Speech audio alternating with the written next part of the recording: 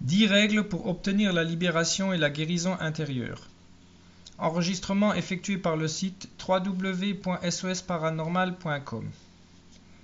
Fixe ton regard sur Jésus pour que sa douce présence l'emporte sur toute peur et sur tout trouble intérieur.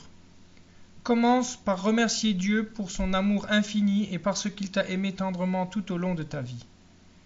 Reçois du cœur de Jésus la force et la miséricorde qui te sont nécessaires pour aimer ceux qui t'ont fait du tort et pour leur pardonner. Pardonne et réconcilie-toi avec ton prochain, famille, compagnon de travail, voisins, etc. Demande humblement pardon à Dieu pour tous tes péchés et pour ceux de ta famille.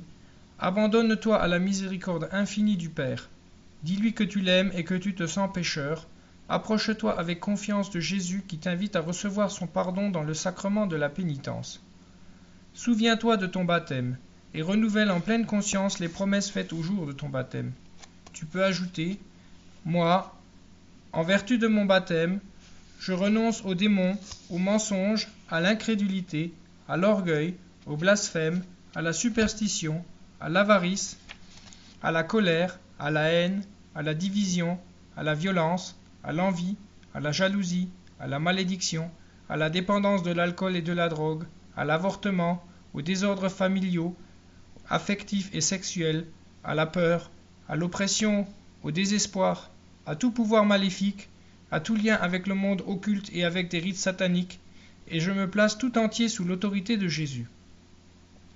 Fais une place dans ta journée pour un temps de prière et de réflexion sur la parole de Dieu et prends en main le catéchisme de l'Église catholique. Participe à la Sainte Messe, au moins les dimanches et jours de fête, qui te donnera la force de Dieu et te fera découvrir une communauté de frères dans laquelle existe toute l'organisation et la solidarité dont tu as besoin pour ton cheminement de foi. Apprends à regarder et à aimer la croix de Jésus, car elle est le signe d'un amour parfait et d'une douleur totale. Ne te lamente pas de tes petites croix, mais porte-les plutôt en union avec lui. Ne doute jamais de l'amour du Père céleste quand bien même tu ressens le poids de la souffrance. Accueille la présence maternelle de la Vierge Marie, Mère de Dieu et Mère de l'Église. Médite les mystères du Saint-Rosaire, l'incarnation, la passion, la mort et la résurrection de Jésus. Ne perds plus de temps. Commence à aimer, à rencontrer les autres, à partager leur joie et leur peine.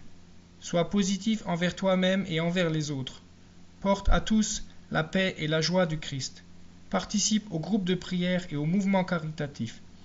Tu verras qu'il y a plus de joie à donner qu'à recevoir.